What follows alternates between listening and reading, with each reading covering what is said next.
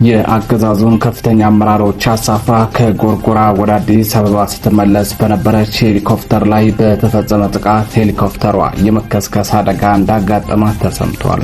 የጎንደር ፋኖ በፈጸመው የአርፒጂ ጥቃት ነው ሄሊኮፕተሯ ከሰማይ ወደ ምድር የተከሰከሰችው ተብሏል። ሄሊኮፕተሯ ባለስልጣናቱን አሳፍራ ገና መብረር በመጀመር ላይ እንደነበረች ነው ጥቃቱ የተፈጸመባት። በዚህ ምን ያክል ባለስልጣናት የጥቃቱ ሰለባ እንደሆኑ ገና በመጣራት ላይ ይገኛል። በሄሊኮፕተሯ ውስጥ እነማንና የትኞቹ ባለስልጣናት ነበሩ የሚለውን ጨምሮ ሌሎች ዝርዝር መረጃዎችን አጠናቅረን ይዘናል።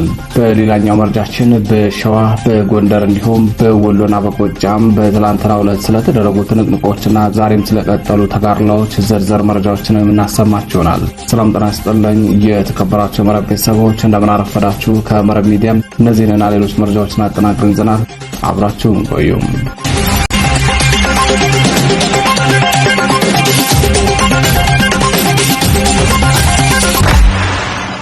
ቀዳሚ ወዳደረግነው መረጃችን አለፍን።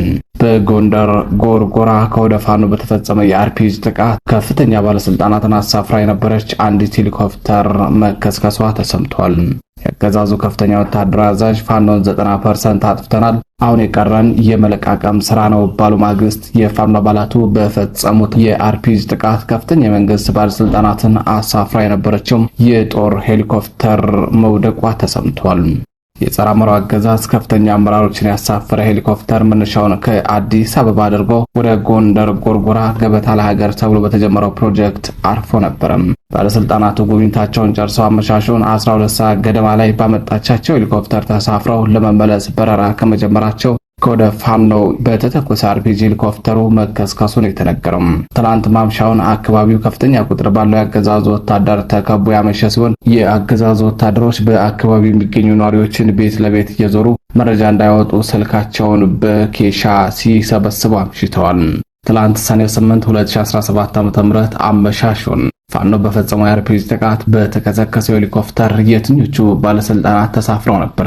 ጎንደር ዩኒቨርሲቲ የመሰረታ ባህሉን ምክንያት በማድረግ በ4 ቢሊዮን ብር ወጪ ያስገነባቸው 22 ፕሮጀክቶችን እያስመረቀ ነበር።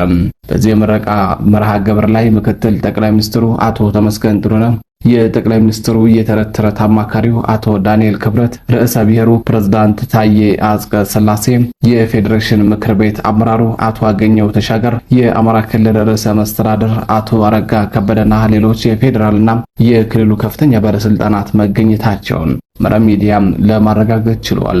ዩኒቨርሲቲው ሰርቻ ያጠናቀቅኳቸው ካላቸው ፕሮጀክቶች መካከል በጎርጎራ የሚገኙትን ለማስመረቅ ከተጓዙት ባለስልጣናት መካከል አመሻሹን ፋኖ በፈጸመው የአርፒጂ ጥቃት በተከሰከሰው ሄሊኮፕተር የትኞቹ ባለስልጣናት የጥቃቱ ሰለባ እንደሆኑ በመጣራት ላይ ይገኛል።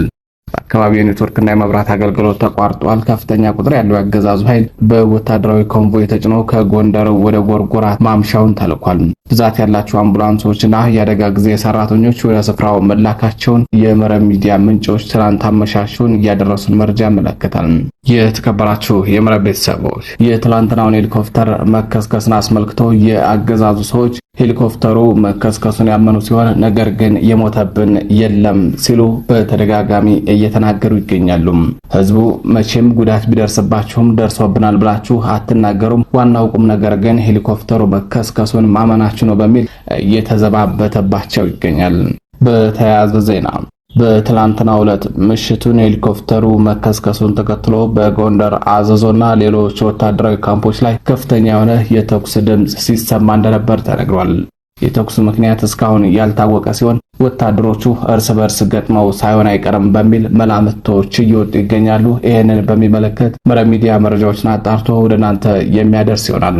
በተያያዘ ዜና የአማራ ፋኖ ብሔራዊ ኃይሎች ጎንደር ቀጠና የታደለው ብርሃን ክፍለ ጦር ወንድማማቾች ብርጌድ ጎንደር ከተማ አቅራቢያ ጉንብሪት ቀበሌ ክልል ኢየሱስ የተባለ ቦታ ላይ ከምሽት 2 ሰዓት ጀምሮ እስከ ዛሬ አጥቢያ ሌሊት ድረስ ከባድ ተጋድሎ ማድረጋቸው ተሰምቷል።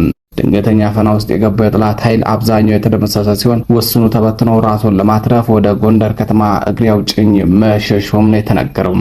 ይህ ድል የተመዘገበው በጎርጎራ የጠላት ሄሊኮፕተር መንደዷን ተከትሎ በውስጥ አርበኞቻችን ድጋፍ ከተጠቀሰው ቦታ ሰፍሮ በነበረ የጠላት ኃይል ላይ የማያዳግም እርምጃም ተወስዷል የተባለው።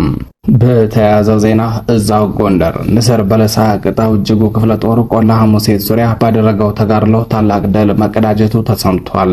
ይኸው ክፍለ ጦር ከቀናት በፊት ቆላ ሐሙሴት ከተማን በቁጥጥሩ ስር አስገብቶ በከተማ ውስጥ የነበሩ ባንዳና ያገዛዙ ወታደሮችን አይቀጡ ቅጣት መቅጣቱን መዘገባችን አይዘነጋም። የአማራ ፋኖ ብሔራዊ ኃይል ጎንደር ቀጠና የዳግማዊ ቴዎድሮስ ኮር አንድ አካል የሆነው የንስር በለሳ ቅጣው እጅጉ ክፍለ ጦር ትላንት ሰኔ 8 2017 ዓ.ም ከማለዳ ጀምሮ እስከ እኩለ ቀን ድረስ በቆላ ሐሙሴትና በዙሪያዋ በሚገኙ የጠላት ኃይል ላይ ከባድ እርምጃ መውሰዱን አስታውቋል። ውጊያው የተካሄደው በምስራቅ በለሳ ወረዳ ቆላ ሐሙሴት ዙሪያ በምትገኘው ድግብ ጉላ ተብላ በምትጠራው የገጠር ቀበሌ ሲሆን በዚህም ውጊያ የጠላት ኃይል ሞትና ቆስለኛ ከመደረጉም በላይ በርካታ የነፍስ ወከፍ መሳሪያዎችን በፋኖ እጅ መግባታቸው ታውቋል። ቁጥራቸው ከ20 በላይ የሚሆኑ የመከላከያ አባላት በውጊያው ሲገደሉ 13ቱ ደግሞ ከባድ ቁስለኛ ሆነው ወደ ሕክምና መሰደዳቸው ተሰምቷል። መነሻውን ከምስራቅ በለሳ ዋና ከተማ ከሆነችው ጓላ ከተማ ያደረገው የጠላት ኃይል ድሽቃንና ሌሎች የቡድን መሳሪያዎችን ይዞ የተንቀሳቀሰ ቢሆንም ያሰበውን ሳያሳካ ቁስለኛውንና አስከሬን በመኪና ጭኖ ወደ መጣበት ተመልሷል። በመጨረሻም በውጊያው ላይ የተሳተፉት የንስር በለሳ ቅጣው እጅጉ ክፍለ ጦር አባላት ሙሉ በሙሉ የጠላት ኃይል አንገት አስደፍተው መመለሳቸው ታውቋል። ወደ ሌላኛው መረጃችን አለፍን። የአማራ ፋኖ ብሔራዊ ኃይል በጎጃም ቀጠና ራስ ብትወደድ መንገሻ ቲከም 5ኛ ክፍለ ጦር የወርቁ አባይ ብርጌድ ኦዲት ዙሪያ አምበር ከተማና ላሊበላ ከተማ ላይ ጠላትን ሲገርፈው መዋሉ ተሰምቷል። የምድር ድሮን የቀትር ሰዓት የበረሃ ነበልባሎቹ ወርቅ አባይ ብርጌድ ላሊበላ በተባለ ቀጠና ከንጋት 2 ሰዓት ጀምሮ እስከ ምሽት ድረስ በከፈቱት ጥቃት በርካታ ያገዛዙ ወታደሮችን ሙትና ቁስለኛ ማድረጋቸው ታውቋል። በሌላኛው መረጃችን በአማራ ፋኖ ብሔራዊ ኃይል ጎጃም ቀጠና ጎጃም አገው ምድር ኬላ አካባቢ ልከሰከስ በነበረ የጠላት ኃይል ላይ ከባድ እርምጃ መውሰዱን አስታውቋል። የደፈጣ ኤክስፐርቶቹ ጎጃም አገው ምድር ክፍለ ጦር ኤፍሬም አጥናፎ ብርጌድ በወሰዱት የደፈጣ ጥቃት ብዛት ያለው የአብይ አህመድ ተላላኪ ወታደርን ሙትና ቁስለኛ ማድረጋቸውን የተነገረው። በዚህም ከአዲስ ቅዳም ከተማ ወደ ዳንግላ ከተማ በሚወስደው መስመር መካከል አሸዋ ቀበሌ አካባቢ ኬላ ዘርግቶ አላፊ አግዳሚውን እየዘረፈ ከሚተዳደረው የአሸባሪው ብልጽግና ታጣቂ ቡድን ላይ በተወሰደ ደፈጣ ጥቃት ከባድ ሰብአዊና ቁሳዊ ኪሳራ ማድረስ ተችሏል። ኦፕሬሽኑ 30 ደቂቃ የቆየ ነበር የተባለ ሲሆን በዚህም 8 የአገዛዙ ወታደሮች ሲገደሉ በርካቶች ቆስለኛ መሆናቸው ነው የታወቀው።